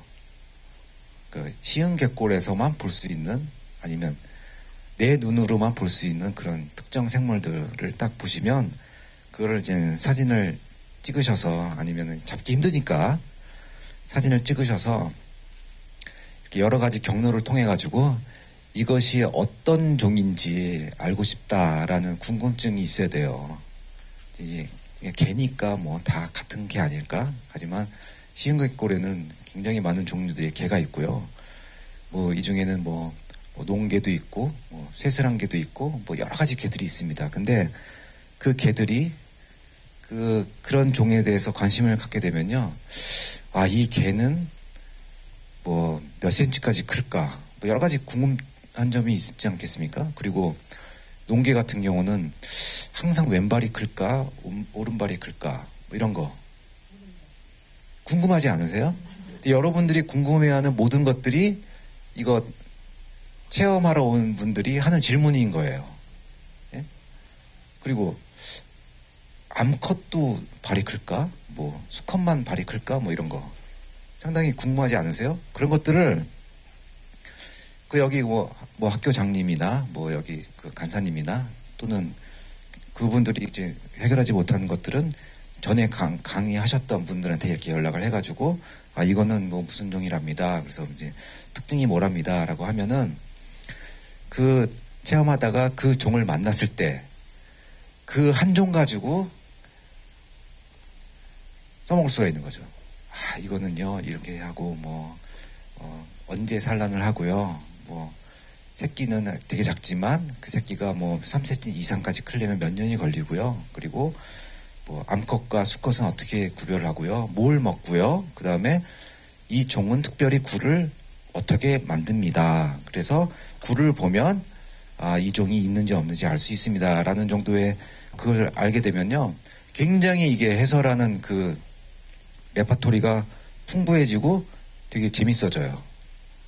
근데 이제는 그 반면에 책에서 어디서 봤는데 뭐라 그랬더라 라고 하면은 이제는 꼬이기 시작하는 거죠. 그러면은 그 예약까지 해가지고 온 그 탐방객들이 이 생태 안내인 조금 좀 아닌 것 같아. 돈은 안 냈지만 좀 시간이 좀 아까워 좀 이럴 수도 있더라는 거죠. 그래서 그러려면은 이런 것들을 좀 유심 깊게 보셔야 돼요. 그래서 제가 시간이 허락되는 데까지 그 견본을 알려드릴게요. 견본을. 아, 요런 식의 레파토리가 있구나. 그래서 요 정도의 준비를 하면 해설이 가능하겠다. 그래서 보시면 갯벌에 사는 그 생물들은 여러 가지 크기로 나눕니다. 레벨을 크기로 나눕니다. 그래서 그 많은 그 보고서들 보면은 대형 저소동물은 이라는 얘기를 많이 써요. 대형 저소동물. 그러면 그 대형이라고 하면 우리 그 자동차도 대형차, 중형차, 소형차, 경차 이렇게 나누지 않습니까? 근데 대형차 그러면 굉장히 크다라는 느낌을 받죠. 근데 이 저소동물 세계에서 대형이라 하면 1mm 이상을 얘기합니다. 1mm 이상. 그러니 참 이게 맞지가 않죠. 그러면 그 망원경으로 보고 그 학생들이 생물체를 잡아다가 선생님 이거 뭐예요? 라고 물어보는 정도의 크기는 초대형입니다. 초대형. 이거는 이제 그 연구하시는 분들이 이렇게 나눠놓은 거예요. 그래서 다 볼 수가 없으니까 대형 저소동물은 직경의 크기가 1mm인 채를 통과하지 못하는 생물을 대형이라고 해요. 그러니까 살아있는 개치렁이 같은 경우는 그런 질문 받거든요. 폭이 1mm입니까? 길이가 1mm입니까? 이런 거 물어요.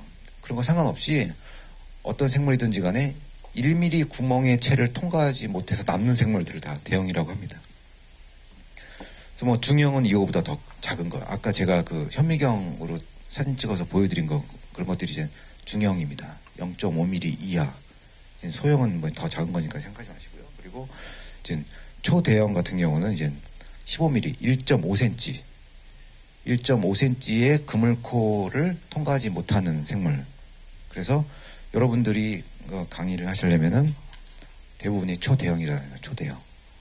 1.5cm 이상인 경우에 눈으로 보이고 이것이 무슨 생물이다라고 강의를 하시려면 이제 그것이 초대형이다. 근데 이제 보고서나 이런 그 신문지상에 나오는 것들을 보면 대형 저소동물은 이라고 나오면 1mm 이상이라는 거. 요것도 그 제가 초등학생들 대상으로 하게 되면은 요거를 어떻게 하면은 머릿속에 외워질까 해가지고 별 얘기를 다 하거든요. 그 아프리카에 어떤 그 부족이 있는데 그 제일 높은 사람은 뭐라고 하냐. 그럼 족장이라고 하고 초장이라고 하고 초고추장이라고도 하고 여러 가지 얘기가 있는데요. 그런 것들을 더 많이 기억하더라고요, 학생들은. 그래서 갯벌에 사는 생물들 중에는 크게 4가지로 나눌 수가 있습니다. 그래서 첫 번째 갯지렁이, 두 번째 연체동물. 연체동물이라 하면 조개, 고동물 말하는 거고요. 그 다음에 세 번째로 갑각류. 갑각류는 개나 새우류. 그리고 네 번째로 극피동물, 불가사리, 성게, 해삼 등으로 나눠집니다. 근데 이 그 생물 계통으로 이제 4가지 분류군으로 나눠지는데 여러분들이 시흥 갯벌에서 가장 관심 있어 해야 될 생물 계통에 따른 분류는 저는 갑각류라고 생각합니다. 갑각류. 갯지렁이 같은 경우는 그 넓게 펼쳐진 그 갯벌에서 가이드가 삽을 들고 여기저기 파가면서 나오는 그 갯지렁이류나 아니면 큰 집을 짓는 그 갯지렁이들은 선생님 이거 뭐예요? 그러면은 삽으로 딱 파가지고 이거는 무슨 갯지렁인데 라면서 이제 할 수 있지만 시흥갯벌에서는 주로 눈에 보이고 많은 관심을 갖게 되는 것들은 이제 각각류다라는 거죠. 각각류에는 이제 뭐 개나 새우류 등등이 있는데 여러분들은 개에 많은 관심을 갖게 되면은 좋은 해설가가 될 수 있을 거라고 생각합니다. 아까 제가 말씀드리다가 말았는데요. 저서동물은 표생동물과 내생동물 또는 표서동물과 내서동물로 구분합니다. 대부분의 많은 동물들이 내서동물이에요. 내서동물인데 특별히 시흥갯벌에서 눈으로 볼 수 있는 개 등은 표서동물입니다. 그래서 표서동물은 가끔 가다가 갯벌 표면에 나와서 우리한테 모습을 보여줘요. 그 보여주는 이유는 먹이 활동을 하기 위해서 바깥으로 나왔다가 다시 이제 들어가는 거죠. 사람의 접근이나 그런 것이 있으면 들어갑니다. 그래서 이런 것들이 표서동물이다. 근데 이제 표서동물도 항상 표층에서 활동하는 것이 아니라 사람이 접근을 하게 되면 자신의 몸을 보호하기 위해서 집으로 들어가 버린다. 그래서 내서동물이 돼버린다. 이런 내용이고요. 또 무엇을 먹나요? 저서동물은 무엇을 먹습니까? 라고 했을 때는 정말로 답이 없어요. 그 종에 따라서 먹는 방법들이 다 다릅니다. 어떤 것들은 풀을 갉아먹고요. 어떤 동물들은 직접 그 육식을 합니다.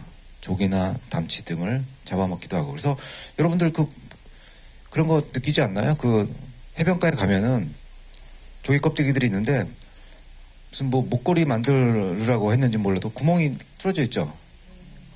근데 구멍 뚫린 위치가 되게 비슷하죠. 그게 뭐냐면은 그 조개나 담치를 잡아먹는 그런 우렁이 종류의 애들이 그 조개 위에 이렇게 감싸가지고 구멍을 내는데 항상 그 어느 위치에 구멍을 내요. 왜냐면은 이게 족근이라고 그래가지고 그 근육체가 두 개의 조개를 이렇게 딱 그 잡고 있는데 고기에 딱 구멍을 내면요. 그 근육이 풀리면서 열립니다. 열리면 이제 먹는 거죠. 열리게 하기 위해서 그 위치에 이제 구멍을 뚫는 겁니다. 그건 이제 육식성이고요. 그리고 어떤 종들은 이제 뻘을 먹어요, 뻘을. 근데 엄격히 말해서는 뻘을 먹는 것이 아니라 뻘에 섞여져 있는 유기물을 먹고 뻘을 뱉어내는 겁니다. 그거를 이제는 퇴적물 식자라고 하는데 퇴적물을 실제로 먹는 건 아닙니다. 퇴적물에 섞여 있는 유기물을 먹는 거죠. 그리고 어떤 종류들은 그 부유물을 먹어요. 물속에 떠돌아다니는 그 부유물을 먹고 또 어떤 것들은 이상하게도 죽은 고기만 먹습니다. 죽은 고기. 살아있는 고기는 안 먹고 죽어있는 고기만 먹어요. 그래서 그 왕좁쌀무늬 고동 같은 경우는 우리가 지금 조사를 하러 갯벌에 들어갔다가 뭐 홍합이나 또는 뭐 맛조개나 이런 것들이 이제 있으면은 그러면 안 되는데 재미로 그 조개를 이렇게 딱 파손을 해요. 딱 파손을 해가지고 가는 길에 이렇게 딱 놓고 조사를 마치고 오면요. 그 조개에 그 좁쌀무늬 고동들이 달라붙어가지고 그 죽은 고기를 뜯어먹고 있어요. 그러니까 그런 것들이 이제 그 갯벌의 청소부라고 얘기를 하는데 왜냐하면은 만약에 그런 죽은 고기를 먹는 생물이 없다라면 그것이 이제 썩어서 분해돼가지고 다시 깨끗하게 될 때까지 되게 오랜 시간이 걸리지 않습니까? 근데 그 시간을 단축하기 위해서 이런 생물들이 와가지고 다 뜯어먹어서 깨끗하게 해줘요. 그래서 이런 그 생물들의 그 특징이 뭐냐면은 그 잘못 알려진 사항 중에 하나는 그 갯벌은 뭐 해양 생물 다양성의 보고다 뭐 이런 얘기를 간간히 합니다. 요거는 되게 잘못된 이야기입니다. 잘못된 이야기. 우리가 바다라고 하면 항상 바닷물이 차 있는 곳과 갯벌 이렇게 두 가지로 나눌 수가 있는데요. 항상 바닷물이 차 있는 곳은요. 굉장히 환경이 좋아요. 여름철에도 바닷물이 있기 때문에 그렇게 덥지 않고요. 겨울철에도 바닷물 때문에 그렇게 춥지 않습니다. 우리 이 사람으로 치면은 정말로 아파트 이상의 그런 고급 맨션에서 사는 것이 이제는 바닷물이 있는 곳. 그걸 조하대라고 그러거든요. 그러니까 조석 밑에 있는 환경을 조하대라고 그래요. 그리고 갯벌은 조간대라고 하는데, 갯벌은 그 반면에 생물체가 살아가기에는 엄청나게 열악한 환경입니다. 예를 들어서 7월달, 8월달에 우리가 갯벌 조사를 가게 되면요, 그 갯벌의 지온이 45도가 넘어가는 경우가 있어요. 실제로 우리가 갯벌에 온도계를 딱 꽂아보면요, 45도가 넘어가는 경우가 있어요. 그 삼복더위 때는. 그런 경우에는 실제로 이게 그 갯벌 조사하는 사람들이 그 쓰러지기도 합니다. 열사병이나 일시자병에 걸려가지고. 그러면은 생각을 해보십시오. 그 자기가 사는 집의 온도가 45도가 넘어가는데 거기서 견뎌야 되지 않습니까? 생물체들이. 그러려면 얼마나 내성이 강해야 되겠어요. 그러니까 내성이 강한 생물들만 갯벌에 산다라고 보시면 되고요. 그리고 겨울철에 또 조사를 나가면 우리가 이제는 조사해야 될 곳을 이제는 깃발을 이제 꽂아놓고 이제 매달 조사를 하는 곳이 있다 그러면 그 12월이나 1월 달에 가보면은 스케이트장이 돼버린 거예요. 갯벌이. 굉장히 두꺼운 얼음이 갯벌 위를 덮고 있어요. 그게 뭐냐면은 주변에서 이제 담수가 갯벌로 이제 흘러나오면은 그 담수가 얼어버리죠.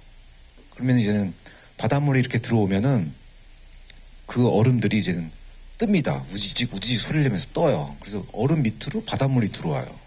그리고 바닷물이 빠지면 그 얼음이 점점 내려가가지고 갯벌 위에 딱 착륙을 하는 거예요. 그래가지고 우리가 얼음을 깨고 이렇게 조사하는 적도 있는데, 그렇다면은 그 갯벌의 지온은 거의 0도 이하라는 거죠. 바로 위에 얼음이 있으니. 그런데도 생물체가 나와요. 그러니 얼마나 이게 그 비가 새고 그 다음에 난방이 안 되는 운막 같은 곳에서 사는 생물들이거든요. 그렇기 때문에 종류가 그렇게 많지 않습니다. 그럼에도 불구하고 이제 그 여러 종류의 생물이 살기 때문에 뭐 생물 다양성의 보고다 그러는데, 그거는 좀 약간 과장된 얘기예요. 이렇게 열악한 환경임에도 불구하고 많은 생물이 삽니다라는 얘기가 맞지, 해양 생물이 풍부한 곳입니다라고는 얘기 못합니다.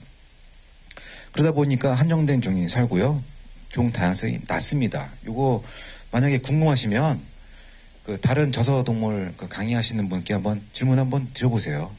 실제로 맞는 얘기거든요. 그리고 그 포식성 무척주 동물에 방문한다. 그래서 뭐 어류가 살고, 바닷물이 들어왔을 때 어류가 살고, 그 다음에 바닷물이 빠졌을 때는 바다새가 가서 주로 먹는 것이 그 갯벌 생물, 저서 생물이다 라고 이해하시면 되고요.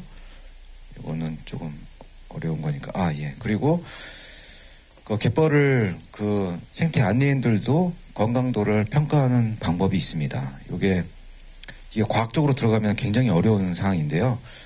눈으로 보시면 돼요. 눈으로 봤을 때 삽으로 딱 파가지고 그 갯벌의 단면을 딱 만들었을 때 이렇게 황갈색을 띠면은 상당히 건강한 갯벌이라고 해요. 반면에 흑갈색 또는 흑색을 띠면요, 산소 투과가 잘 안 되는 그런 갯벌이다라고 평가하시면 돼요. 이것이 뭐 여러 가지로 뭐 전공용어로 있지만 이렇게 그 눈으로 판별할 수 있는 방법들이 있습니다. 이건 이제 그 교과서에 나와 있는 것을 제가 캡처를 한 건데, 실제로 제가 조사하면서 그런 케이스를 봅니다. 이게 그 채집 도구를 이용해서 이제 두부처럼 단면도를 딱 뜨면요, 새만금 방조제 외측에는 상당히 모래로 돼 있는 갯벌인데요, 거기 단면도를 보시면 아주 색깔이 균일합니다. 똑같아요. 갯벌 표면 색깔과 그 다음에 30cm 바깥에 그 색깔이 똑같아요. 상당히 그 산소 투과가 좋다.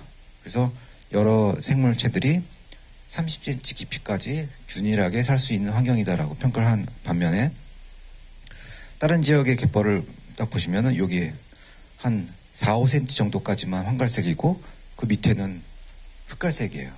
그런 경우에는 이게 산소 투과가 원활하지 못하구나 라는 느낌을 받을 수 있죠. 그래서 이런 왼쪽과 오른쪽에 나오는 생물체들을 보면 차이가 있죠. 왜냐면은 이쪽 갯벌은 표층으로부터 4, 5cm밖에 살 수 있는 그러니까 집이 상당히 좁은 거죠. 그 반면에 왼쪽 갯벌은 깊이까지 살 수 있는 환경이니까요. 그래서 제가 갯지렁이를 전공했기 때문에 제가 만약에 갯벌에 나가면 갯지렁이에 대해서 이런저런 강의를 많이 합니다.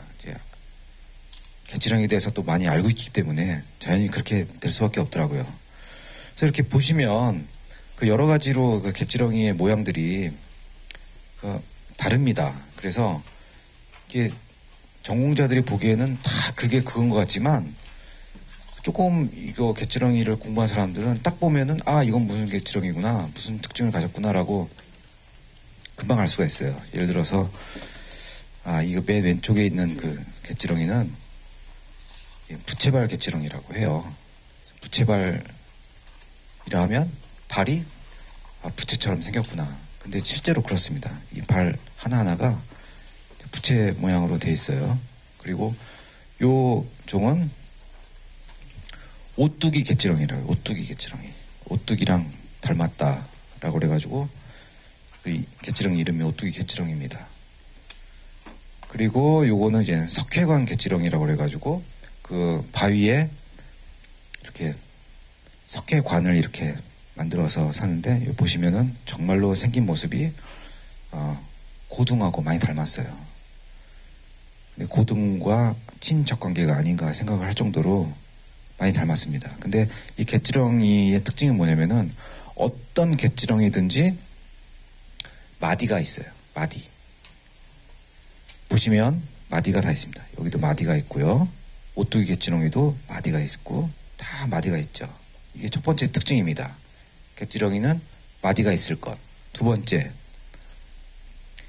마디마다 양측에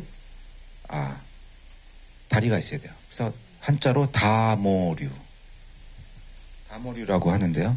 근데 이것이 이제는 부속지가 있습니다. 여기 보시면 부채발 갯지렁이도 양쪽에 발이 나와 있죠. 그리고 오뚜기 갯지렁이도 현미경으로 보면 보이지만 눈으로 봤을 때 이렇게 양쪽에 이제 강모라는 부속지가 있습니다. 모든 갯지렁이들이 다 두 가지 조건을 만족해요. 그래서 연구를 하다 보면은 갯지렁이인지 아닌지 참 구별하기 힘든 낯선 종을 발견하게 될 때가 간혹 있어요.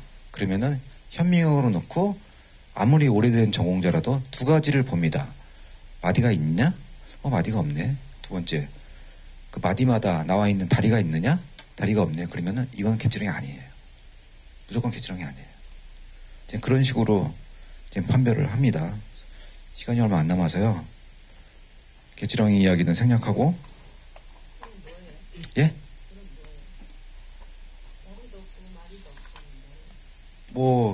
선충류? 이런 거. 다른 쪽으로 갑니다. 이제 분류군이 다른 쪽으로 이사를 가요. 여러분들 각각류에 대해서 잠깐 소개를 드리고 다음 강의를 위해서 마치도록 하겠습니다. 각각류는 여러 가지 특징이 있는데 뼈가 바깥으로 나와 있죠. 뼈가. 우리는 뼈가 살 속에 있는데 각각류는 뼈가 바깥으로 있어요. 그래서 등딱지가 각각으로 덮여 있다고 그래가지고 각각류라고 부릅니다. 그리고 이 각각류의 가장 큰 특징은 뭐냐면은 자기가 성장하면서 몸의 크기를 이제는 불려야 될 때 있죠. 그때 갑각이 성장하지 않아요. 갑각은 한번 형성되면은 그 모양 그대로 갑니다. 우리가 갑옷을 맞춰 입었는데 몸이 좀 불었어요. 그러면은 갑옷이 늘어나지 않죠. 그러면 갑옷을 새로 맞춰야 될 거 아닙니까? 전에 있던 갑옷을 버리고 새로 갑옷을 맞춰 입어야 됩니다. 각각류가 그렇습니다. 그래가지고 갯벌에 가면은 개 껍질만 고스란히 남아있어요. 안에 있는 살들은 다 어디가 없고 껍질만 고스란히 남아있는 게 있는데 그것은 뭐냐면은 탈피를 해요. 탈피. 자기가 어느 시기가 되면은 몸의 크기를 늘려야 되는데 자기가 입고 있는 옷이 너무 꽉 끼니 그 옷을 벗어버리는 거예요. 그래서 그 다큐멘터리에서 그 탈피하는 장면이 한 몇 번 나온 적이 있는데 굉장히 촬영하기 힘들대요. 그래서 그 몇 초 사이에 후다닥거리면서 그 몸체가 나갑니다. 나가는 순간에 몸의 크기가 커지면서 갑각을 새로 만들어요. 그때 잡은 그 개들은 굉장히 그 껍질이 물렁물렁해요. 단단하지가 않고. 그래서 오히려 그러면은 뭐 꽃게라든가 그런 것들이 그 탈피 시기에 잡으면 상품 가치가 좋지 않느냐라고 제가 한번 의문을 가져본 적이 있어요. 왜냐면은 껍질이 얇기 때문에 뭐 튀김이라든가 이런 걸 하면은 굉장히 부드럽게 먹을 수 있지 않을까 그랬는데 이상하게도 이 갑각류는 갑각이 단단할수록 상품 가치가 높답니다. 좀 아이러니하죠. 왜냐면 현장에서 잡아가지고 유통과정상에서 훼손될 위험이 없고 그리고 갑각이 단단해야 안에 있는 그 내용물들이 오랫동안 보존되고 그리고 오랫동안 살아있기 때문에 보관 상태도 좋고 근데 탈피한 지 얼마 안 되는 갑각류를 유통시키려면은 사망률도 높고 여러 가지로 애로사항이 많다더라고요. 그래서 이 갑각류는 가장 큰 특징이 갑각으로 되어 있고 그리고 성장을 하기 위해서는 갑각을 벗어야 된다. 그래서 이 갑각류의 성장 곡선을 보면요. 곡선이 아니라 계단형입니다. 계단형. 어느 일정한 시기에는 똑같은 그 무게와 질량으로 가지고 있다가 성장하게 되면 계단을 하나 뛰어 올라가서 또 어느 순간에 쭉 가다가 또 성장하는 그런 특징을 가지고 있는 게 그렇고요. 갯가재 보면은 갑각을 가지고 있죠. 그리고 관절이 있습니다. 갑각류들은 관절이 있어요. 그래서 관절의 모양에 따라서 종을 판별하기도 하고 그 행동을 유추하기도 해요. 이런 갯가재들 뭐 흔히 보시고요. 이제 밤개 같은 경우는 개가 이제는 항상 옆으로만 걷는다라는 거는 이제는 예를 들어서 뭐 골든벨 같은데 그런 문제를 내게 되면요. 이제 아니다가 정답이죠. 아니다가. 왜냐면은 앞으로 걷는 개도 있거든요. 이게 이제 밤개가 앞으로 걷는 개예요. 그게 뭐냐면은 이 뒷발의 그 모양이 그 헤엄치는 그 다리가 아니라 걸을 수 있는 그 다리로 돼 있어요. 그래서 그 꽃게랑 많이 다르죠. 다리의 모습이. 그러다 보니까 앞으로도 갈 수 있어요. 그리고 이 몸체 모양이 밤이랑 너무 닮았는데 우리나라 밤은 아니라 이게 중국산 밤하고 너무 똑같이 생겼더라고요. 그리고 요거 범개 같은 경우는 시장에서는 안 나올 거라고 생각하는데 이것이 한번 채집을 하게 되면 아주 이게 인기입니다. 이게 갑각에 나 있는 모양이 그 호랑이의 모습과 닮았다 그래가지고 범개인데 이것은 세계에서 유일하게 우리나라 서해안에만 나와요. 그래서 이 범개를 우리 서해안에서 만약에 훼손을 하고 만약에 멸종을 시켰다 그러면 전 지구상에서 이 종은 사라지는 거예요. 그래서 상당히 보호 가치가 높아서 제가 이거를 보호대상 해양생물로 등재를 시키기 위해서 되게 노력을 많이 했는데요. 결국 등재시키지 못했던 이유는 뭐냐면은 한 4월, 5월 중에 그 갯벌에 이렇게 그물을 이렇게 쳐놓으면요. 얘네들이 알을 낳으러 갯벌에 기어 올라오는데 엄청 잡힌대요. 그러니까 혼액이라고 그러죠. 혼액. 우리가 범개를 잡을 목적은 아니었는데 와서 잡히는 거예요. 근데 보호대상 해양생물로 지정을 하게 되면 이런 종을 잡거나 훼손하거나 뭐 하게 되면은 처벌을 받게 돼 있거든요. 그 정도로 그 법이 셉니다. 그러면은 이 어업인들이 그럼 우리를 다 범죄자로 만들 생각이냐 해가지고 이거 보호대상 해양생물로 지정을 못했어요.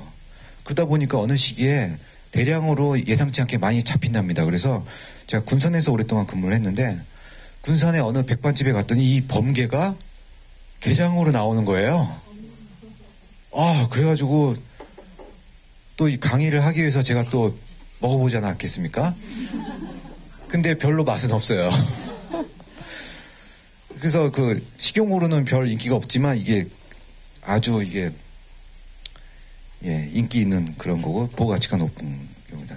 뭐 갈개 달개가 아마 이 시흥갯벌의 갈대 숲에서 살지 않을까라는 생각이 듭니다. 예. 그리고 뭐 털콩개도 있을 것 같고요. 뭐 옆으로 길다라고 해서 길게 뭐 달랑개, 염난개, 농개, 확실히 시흥갯벌에 삽니다. 농개. 오른쪽 발이 상당히 크죠? 오른쪽 발만 클까요? 항상 농개가? 예, 오른쪽 발이 큰 놈이 있고 왼쪽 발이 큰 놈이 있다 합니다. 근데 그 비율이 학자들마다 달라요. 그러니까 이 표본 집단을 넓게 할수록 점점 50%에 가까워진다고 합니다. 그리고 이 흰발, 이게 붉은발 농개, 흰발 농개 이렇게 부르는데 이거 굉장히 잘못된 거고요. 이거는 그냥 농개예요. 붉은발 농개란 존재하지 않습니다. 근데 농개의 특징이 붉은 발을 가지고 있다는 것이지 붉은 발 농개라는 건 없어요. 반면에 농개와 흰발 농개가 있죠. 흰발 농개는 몸의 색깔이 전부 흰수고 발도 흰색이죠.